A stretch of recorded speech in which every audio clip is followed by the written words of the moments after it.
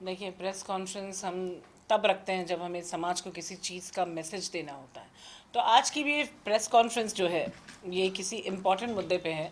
जब भी हम औरतों के सब्जेक्ट पे बात करते हैं, औरतों की इज्जत करना या डोमेस्टिक वायलेंस का सब्जेक्ट हो या फिर किसी ने वुमेन मॉडेस्टी की हो, तो मैं अपना ये कर्तव्य समझती हूँ जब जब भी समाज में अच्छी बुरी चीज़ें हों उसके ऊपर आवाज़ उठाने की। आप लोगों ने कुछ पिछले दिनों में देखा होगा कि मैंने एक लड़की उर्फ़ी जावेद के ख़िलाफ़ कंप्लेंट फ़ाइल की थी। आज का मुद्दा फिर से उर्फ़ी जावेद है। बट प्रॉब्लम ये है कि वो नासमझ लड़की ने आज तक जितनी गलतियाँ की, उसने लोगों को किस तरह प्रोवोक किया। आज मैंने एक कंप्लेंट फ़ाइल की है, जो कंप्लेंट कल हमारे मुंबई पुलिस कमिश्नर को फ़ाइल की गई है। This complaint is basically on Faizan Ansari. Faizan Ansari नाम का बॉलीवुड से एक बंदा जो किसी एक टीवी शो में आने वाले हैं ये, तो इन्होंने एक केक बनाया, केक के ऊपर अंडरगारमेंट्स लगाई और उर्फ़ी जावेद का फ़ोटो रख के वो अंडरगारमेंट्स को इन्होंने सीज़र से कट किया। मैं चाहती हूँ वो वीडियो का एक बार क्लिप बताएं। रखो यहाँ। इस तरीके की चीज़ें अगर हम देश में अलाउ करेंगे, तो एक बंदे को अगर हमने माफ़ किया तो इस तरह की गलती दूसरे और लोग करेंगे।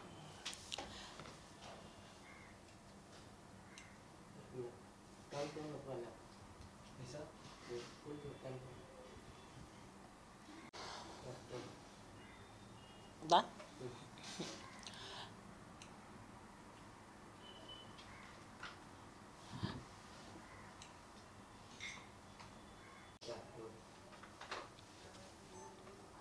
ये कंप्लेंट फाइल करने का रीज़न ये है, वुमेन मॉडेस्टी आज फिर की गई।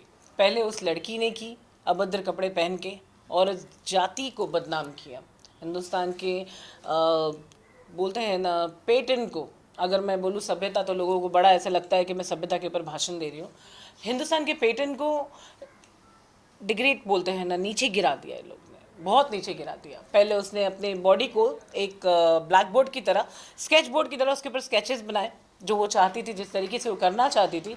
उसने वुमेन बॉडी को एक्सपोज किया, न्यूडिटी दिखाई, और उसी तरह अब फैज़ान अंसारी ने किया है। इसी के खिलाफ मैंने कंप्लेंट रेस करते हुए फैज़ान अंसारी के खिलाफ वुमेन मॉडेस्टी करने की वजह मुंबई पुलिस कमिश्नर के अलावा director general of Maharashtra and governor of Maharashtra दोनों को कंप्लेन दी है कि इसके खिलाफ अप्रोप्राइट एक्शन लिया जाए।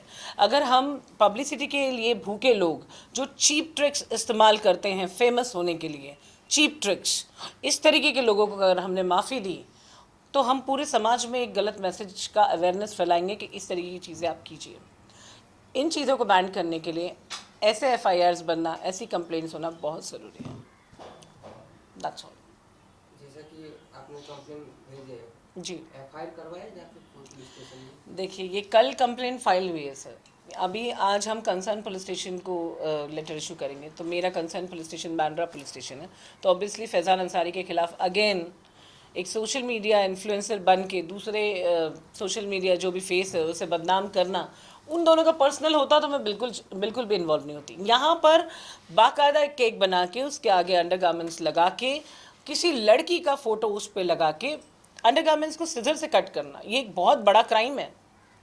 एक तरीके से आप औरत जात को आपने क्या समझ के रखा है? आप अपनी पब्लिसिटी हासिल करने के लिए कुछ भी चीप ट्रिक्स इस्तेमाल कर सकते हैं। इसके ऊपर संविधान को एक्शन लेना चाहिए, ये मेरी मांग है। जैसे कि आप वकील है जी, तो आपको पता ही होगा इसमें कौन सी धारा लग सकती है। देखिए, सबसे पहली बात, मैं एक समाज सेविका हूँ, मैं अपने माध्यम को भूलती ही नहीं हूँ। समाज में जो चीज़ें सही है वो होना चाहिए, जो गलत है वो नहीं होना चाहिए। वकालत पढ़ना ये मेरा शौक़ है, ठीक है। वकालत करना मेरा शौक़ नहीं है, समाज की गंदगी साफ़ करना मेरा शौक़ है, ठीक है। इस पर सबसे पहले जो मैंने फ़ाइल किया है वो मैं क्लेम करती हूँ इस चीज़ पे कि वुमेन मॉडेस्टी 354 का एक्ट इस बंदे के ऊपर लगना चाहिए कि वुमेन मॉडेस्टी किसी औरत को गलत तरीके से पोर्ट्रे करना या उसकी बॉडी के पार्ट को एक्सपोज करना या फिर उसको इंटेंटली सेक्सुअल एक्ट के लिए फोर्स करना, ऐसे शब्दों का प्रयोग करने पे 354 एक्ट जो है वो लागू होता है, वो इस बंदे पे भी होता है।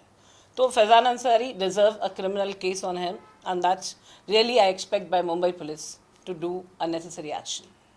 आप इसके अलावा क्या चाहते हैं फैज़ान अंसारी के ऊपर?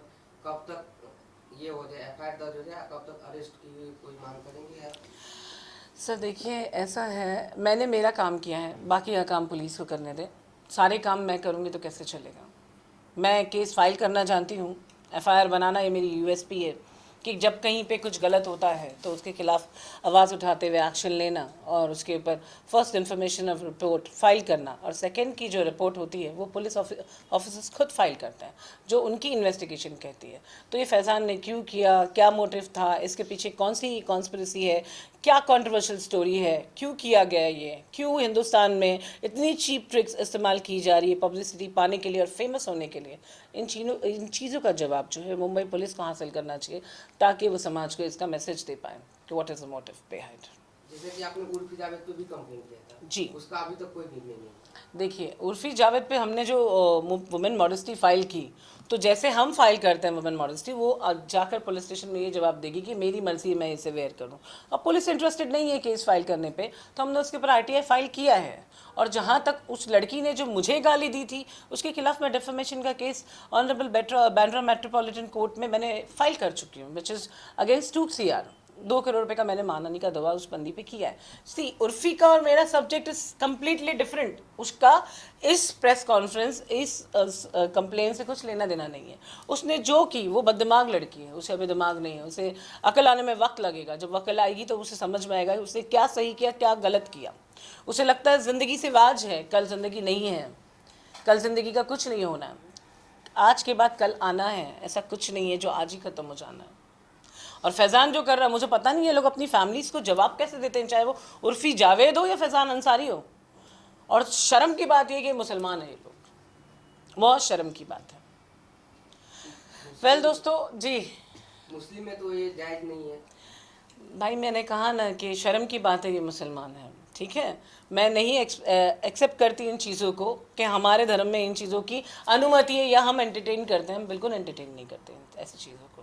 हमारे धर्म में ऐसी चीज़ों को करने वालों को मैं एक बहुत साल पुराना एक वाक़या मुझे ध्यान में आ गया, जिस एक लड़के की पूरी बॉडी पे जो है टैटूज़ थे, उसके जनाजे को है ना कब्रिस्तान के अंदर लेके जाया नहीं, मतलब परमिशन नहीं दी जा रही थी।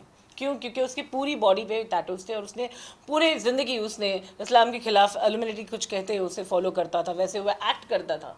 तो उसकी मैयत दफनाने में बहुत प्रॉब्लम हुई है। भाई ये ज़िंदगी यहीं पे ख़त्म होनी है, मर के अल्लाह को मुँह दिखाना है, ठीक है।